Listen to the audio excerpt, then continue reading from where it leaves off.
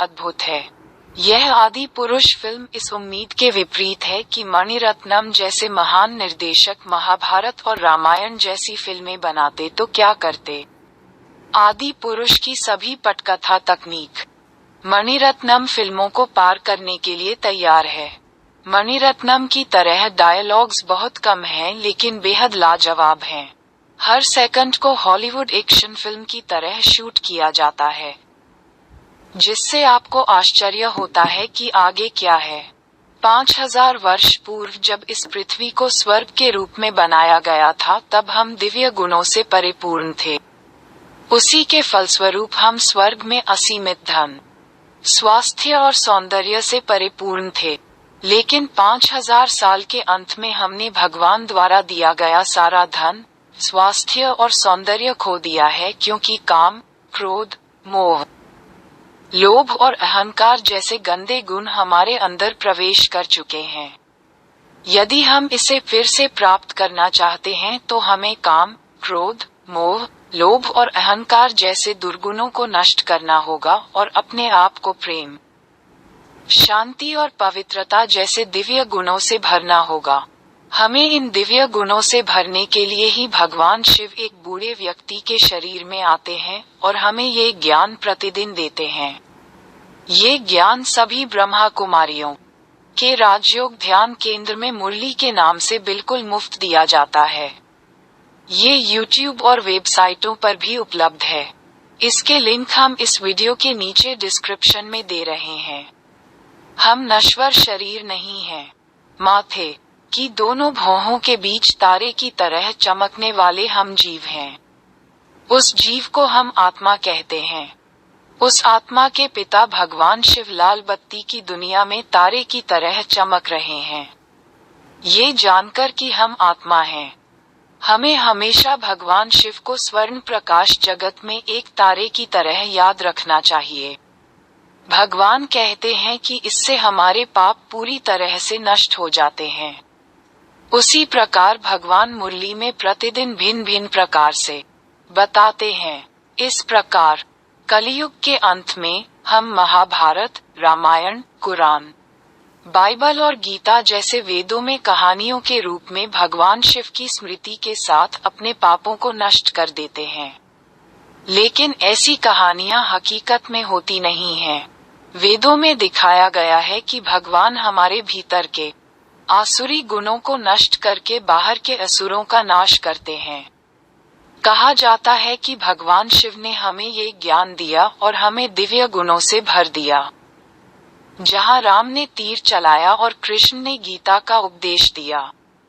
लेकिन यह वास्तव में भगवान शिव हैं जो कलयुग के अंत में ये ज्ञान देते हैं। तो वह भगवान है। भगवान शिव के माता और पिता नहीं हैं। कृष्ण, राम और जीसस के माता पिता हैं, इसलिए उनके अलग अलग शरीर हैं। लेकिन भगवान शिव ने कभी भी मां के गर्भ में शिशु के रूप में जन्म नहीं लिया, इसलिए उनका कोई अलग शरीर नहीं है। इसलिए भगवान को कोई नहीं देख सकता। तो वो एक शिव बाप है भगवान। उन्होंने गलत तरीके से भगवान शिव की महिमा महाभारत में श्री कृष्ण को, रामायण में राम को और बाइबल में जीसस को दी।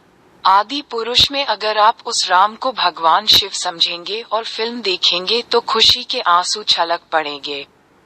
इसी तरह 10 सिर वाला कोई भी आदमी इस धरती पर कभी नहीं रहा। 10 सिर वाला रावण पुरुष में काम, क्रोध, मोह, लोभ और अहंकार के 5 तत्वों और स्त्री में समान 5 तत्वों का संयुक्त रूप है। इन 5 विकर्मों के कारण ही हम आत्माएं अब रावण के कारागृह में फंसी हुई हैं। इन 5 पतित रावण से उन आत्माओं को बचाने के लिए ही भगवान शिव हमें प्रतिदिन ज्ञान मुरली बता रहे हैं।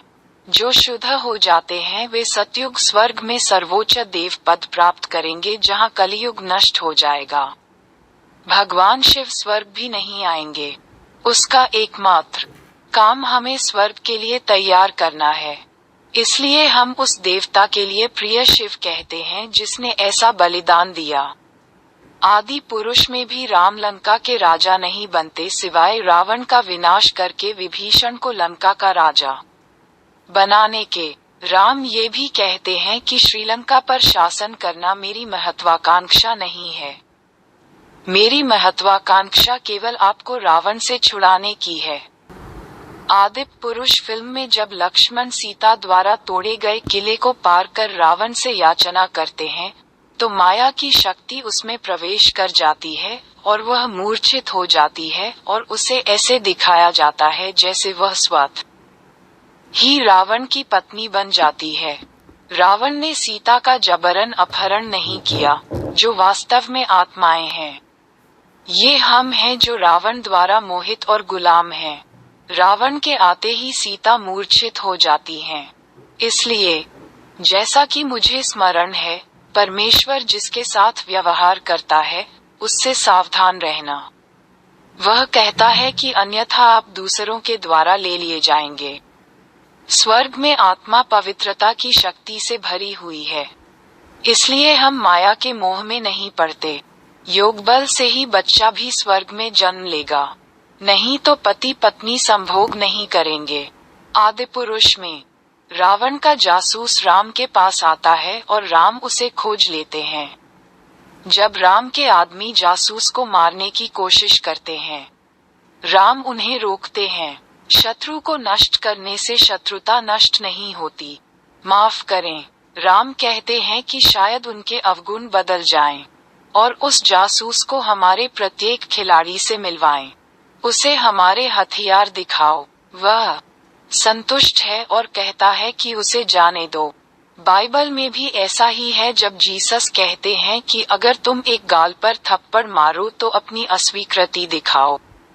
इसका अर्थ यह है कि शत्रु भले ही हमें दुख दे, उसका विरोध करने के स्थान पर उसे संतुष्ट करने के लिए और अधिक कष्ट उठाने को तैयार रहो, क्योंकि इससे हमारे पिछले पाप भी नष्ट हो जाते हैं।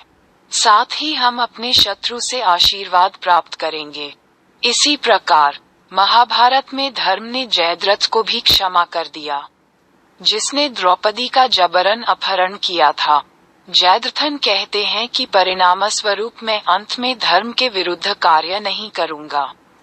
आदिपुरुष में बुरे लोगों को ब्रह्मा कुमारियों के माध्यम से भगवान का प्रत्यक्ष ज्ञान। जब श्री राम सुग्रीव को बताते हैं कि रावण ने मेरी पत्नी का अपहरण किया है, तो निश्चित रूप से खून के आंसू निकलेंगे। जिस तरह एक पत्नी हमेशा अपने पति के बारे में सोचती है, हम आत्माएं हमेशा भगवान शिव के बारे में सोचती हैं। इसलिए हम भगवान शिव की पत्नी हैं।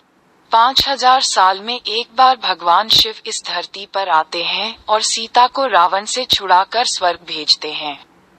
जब हम 5000 साल बाद फिर से आते हैं तो हम फिर से रावण की जेल में बंद होते हैं। इसलिए जब हम सोचते हैं कि हर 5000 साल में एक बार भगवान शिव आते हैं और अपनी पत्नी को बचाते हैं, तो हमारी आंखों में आंसू जरूर आ जाते हैं। इस प्रकार भगवान शिव को वास्तव में किसी प्रकार का लाभ नहीं होता है। भगवान शिव हमें स्वर्ग की महाराजा महारानी बनाने के लिए रावण से बचाते हैं। लेकिन अगर हम सोचते हैं कि हम स्वतः ही बार बार रावण के प्रेम में पड़ रहे हैं, तो निश्चित रूप से हम स्वयं से घृणा करेंगे। विभीषण अपने भाई रावण को छोड़कर श्री राम के पास जाते हैं। इस प्रकार दुनिया मुझे देशद्रोही कहेगी। मुझे इसकी परवाह नहीं है। रावण दुराचार कर रहा है। विभीषण कहते हैं कि मेरे लिए मेरे देशवासियों का कल्याण महत्वपूर्ण है। मान लीजिए कि आप अपने परिवार में अकेले हैं जिसके पास ये ज्ञान है। निश्चय ही तुम्हारे माता पिता, तुम्हारे पति या पत्नी, तुम्हारे भाई बहन, तुम्हारे बच्चे सब तुम्हारा विरोध करेंगे। लेकिन मैं भगवान शिव के रास्ते पर चलूंगा।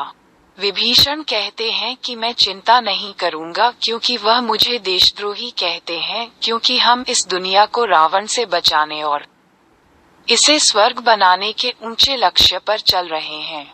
श्रीलंका का युद्ध जीतने के बाद राम ने विभीषण को श्रीलंका का राजा घोषित किया। तुम्हारा कोई राज्य नहीं है। विभीषण अनुरोध करते हैं कि आप स्वयं श्रीलंका पर शासन करें। श्रीलंका पर शासन करना मेरी महत्वाकांक्षा नहीं है। श्री राम कहते हैं कि मेरा उद्देश्य केवल श्रीलंका के लोगों और सीता को रावण से बचाना है। वास्तव में भगवान शिव हमें इस 5 पतित रावण से आत्माओं के रूप में बचाते हैं और हमें स्वर्ग भेजते हैं। नहीं तो वह स्वर्ग में नहीं आएगा, न ही वह स्वर्ग में शासन करता है। इसी की स्मृति में इस श्लोक को श्री राम ने इस फिल्म में कहा है। सीता स्वर्णमृग की सुंदरता पर मंत्रमुग्ध हो जाती हैं और श्री राम को हिरण को पकड़ने के लिए भेजती हैं। इसका वास्तविक अर्थ यह है कि जब हम बाहरी दुनिया से आसक्त हो जाते हैं तो भगवान हमें छोड़ देते हैं। इसी तरह बाइबल में भी ये दिखाया गया है कि हव्वा फल की सुंदरता से मंत्रमुग्ध हो गई और उसने आदम के साथ फल खा लिया। यदि वे जानते हैं कि सभी धर्मों का एक ही संदेश है, तो वे धर्म के लिए नहीं लड़ेंगे। आदिपुरुष में रावण सीता को रिझाने के लिए हीरे के कूट लाता है। उस पर सीता कहती है, अपना कोयला ले लो, क्योंकि सीता वन में रहते हुए भी अपने को रानी समझती है। इसलिए रावण की कोई भी वस्तु उसे आकर्षित नहीं करती। यदि हमें यह नशा हो कि हम भी स्वर्ग में श्री लक्ष्मी नारायण बनने जा रहे हैं, तो कलियुग का कोई आकर्षण हमें आकर्षित नहीं करेगा। वास्तव में भगवान शिव किसी भी वृद्ध व्यक्ति के शरीर का नाम ब्रह्मा रखते हैं। वह ब्रह्मा पहले हीरे का सौदागर था। भगवान की बुद्धि प्राप्त करने के बाद ब्रह्मा ने हीरे को देखा और सोचा, मैं इस चारकोल के टुकड़े का क्या करूं? उसने छोड़ दिया। दरअसल रामायण में ही सीता हीरे को देखती हैं और उसे चारकोल कहती हैं। आदिपुरुष की शुरुआत में जब कैकेयी राम को वन भेजती हैं, तो दशरथ उन्हें रोकने की कोशिश करते हैं, जिस पर श्री राम कहते हैं कि रघुवंश के लोग प्राण देकर भी सत्य की रक्षा करेंगे।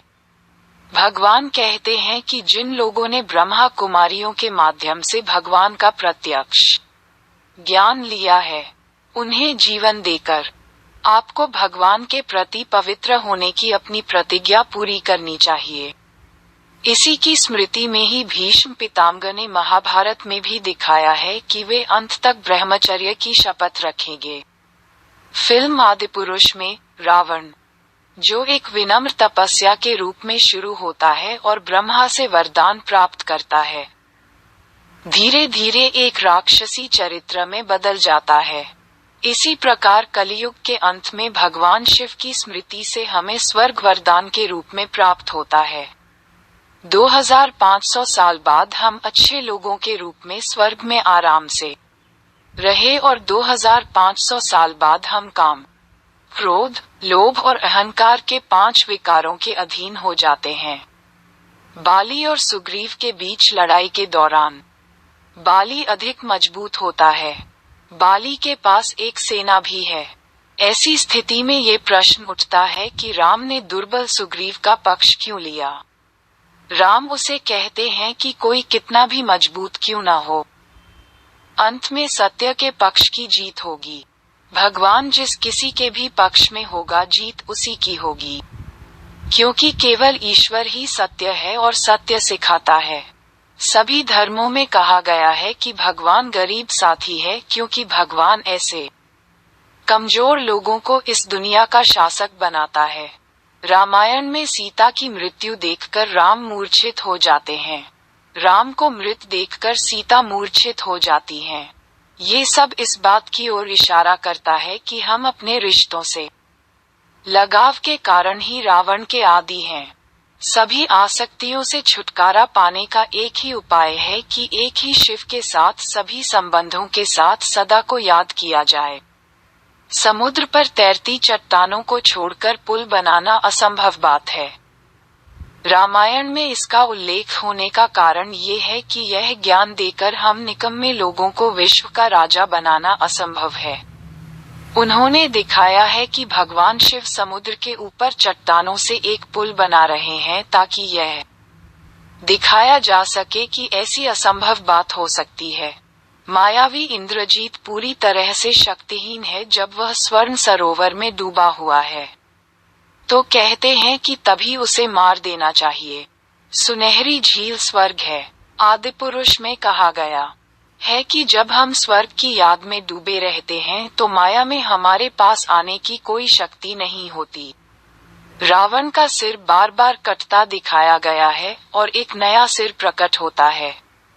इसका वास्तविक अर्थ यह है कि जब एक व्यर्थ विचार हमारे मन में जाता है तो दूसरा व्यर्थ आता रहता है।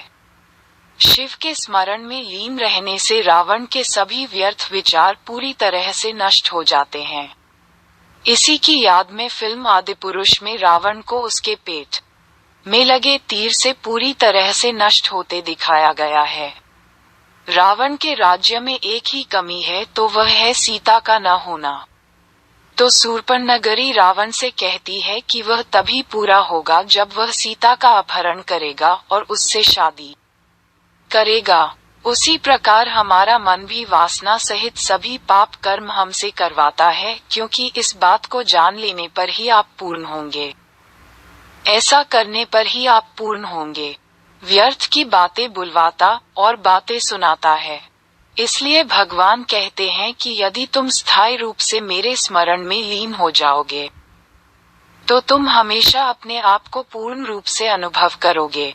तब परमेश्वर कहते हैं कि तुम्हारा मन व्यर्थ की बातों में नहीं लगेगा। श्री राम सीता को आदिपुरुष में क्यों इस वन में मुझसे कष्ट पा रहे हैं? आपको महल में रहना चाहिए, इसलिए वह मिथिला को वापस जाने के लिए कहते हैं। उसके लिए सीता आपकी परछाई भी आपसे दूर हो जाए। लेकिन ये जानकी राम को कभी नहीं छोड़ेगी। वह जानकी से कहती हैं कि जहाँ भी राम निवास करते हैं वहाँ राजमालिका है। यदि आपके पास इस स्तर की निश्चित बुद्धि है तो ही आप साहस और दृढ़ संकल्प के साथ जीवन में ईश्वर की बुद्धि को लागू करते समय आने वाली समस्याओं का सामना कर सकते हैं। कोई भी बिना किसी संदेह के अंत तक ईश्वर को थामे रह सकता है। लक्ष्मण को इस बात का पछतावा है कि रावण ने मेरी लापरवाही के कारण सीता का हरण किया। राम लक्ष्मण को सांत्वना देते हैं कि इसके लिए तुम जिम्मेदार नहीं हो, ये भाग्य का खेल है। इस 5000 वर्ष के कल्प के बारे में भगवान कहते हैं ये बना बनाया ड्रामा है। इसमें जो कुछ भी होता है उसका अंत अच्छे में होता है। इसलिए अतीत की चिंता मत करो। भगवान कहते हैं कि कोई भी दुखदायी वस्तु आपको दुख नहीं देगी यदि आप निश्चित हैं कि इसमें भलाई होगी। आदिपुरुष फिल्म में मैंने आपको सबरी नाम की एक बूढ़ी औरत के रूप में देखा था। दुनिया में और क्या देखने को है? वह कहती है कि मुझे मोक्ष दो। भगवान मुरली में यही कहते हैं, अर्थात कोई आपसे पूछे कि आप कैसे हैं, तो आप हमसे क्यों पूछ रहे हैं? इससे पहले भगवान के दर्शन की चिंता होती थी। अब मैंने भगवान को देखा है। अब हमारे पास इस दुनिया में चिंता करने के लिए कुछ भी नहीं है। परमात्मा को पाकर हम सब कुछ पा लेते हैं। तो उनसे कहो कि हम सदा सुखी हैं। भगवान कहते हैं, इस आदिपुरुष की छवि को देखकर हम महसूस कर सकते हैं कि इस माया रावण से हमें बचाने के लिए भगवान दिन रात कितना काम कर रहे हैं। जब हम यह महसूस करते हैं कि हम रावण को नष्ट करने के लिए युद्ध में एक योद्धा हैं, तभी हम महसूस कर सकते हैं कि इस भारत को स्वर्ग में बदलने की हमारी बहुत बड़ी जिम्मेदारी है। आइए हम लापरवाह बने और माया के बहकावे में न आए। मैं राम का दूत हूँ। जब हनुमान पहली बार आदिपुरुष में सीता को देखते हैं, मैं ये देखने आया हूँ कि तुम कहाँ हो। वह कहता है कि वह आपको ये बताने आया है कि राम आपको बचाने आ रहे हैं। इसके बारे में सोचो। इसी तरह हम भी रावण की कैद में 5 विकारों के गुलाम थे। फिर जिसने हमें ये ज्ञान दिया वह ईश्वर का दूत है। वह संदेश दे रहे हैं कि भगवान हमें बचाने आए हैं। लेकिन बड़ा सवाल ये है कि क्या हम इसे तुरंत समझ पाते हैं? इससे हम जान सकते हैं कि परमेश्वर हमें बचाने के लिए कितना कष्ट उठा रहा है, और हनुमान सीता से कहते हैं कि रो मत, राम तुम्हें रोते हुए नहीं देखना चाहते। मुरली में भगवान भी कहते हैं, रो क्यों रहे हो, मैं तुम्हारा सर्व संबंध हूँ, अगर मैं मर जाऊं तो तुम्हें रोना चाहिए। वह कहता है कि मैं कभी नहीं मरूंगा। तो अगर आप भगवान के अलावा किसी और से जुड़े हैं तो आप रोएंगे। भगवान आपको कहते हैं कि हमेशा भगवान को प्रकाश बिंदु के रूप में सोचें ताकि आप इस तरह न रोएं। बाइबल हमें बताती है कि परमेश्वर मिस्र में दासों को मूसा के माध्यम से छुड़ाता है और उन्हें चांदनी और शहद की धारा वाले देश में भेजता है। वास्तव में वे दास हम सीताएं हैं। ये सिर्फ मिस्रियों के गुलाम नहीं थे, इन 5 नस्लों का गुलाम। परमेश्वर हमें इस गुलामी से छुड़ाता है और हमें स्वर्ग के योग्य बनाता है। बाइबल में दिखाया गया है कि जो लोग ईश्वर पर संदेह करते हैं और ईश्वर से विमुख हो जाते हैं, वे स्वर्ग तक पहुंचने से धोखा खा जाते हैं, और जो ईश्वर से प्रश्न करते हैं वे नष्ट हो जाते हैं। रावण की सीता से इच्छा कि वह तुम्हें रानी बनाकर रखे, और शैतान की इच्छा कि वह यीशु को इस संसार का शासक बनाए। एक ही बात है, इसमें कोई संदेह नहीं है कि फिल्म आदिपुरुष ब्रह्मा कुमारियों द्वारा प्रदान किए गए इस जीवंत ज्ञान को सुनने वालों और इस वीडियो को देखने वालों को देवत्व का एक अद्भुत बोध प्रदान करेगी। परिवार के साथ अवश्य देखें। शांति। देखने के लिए धन्यवाद।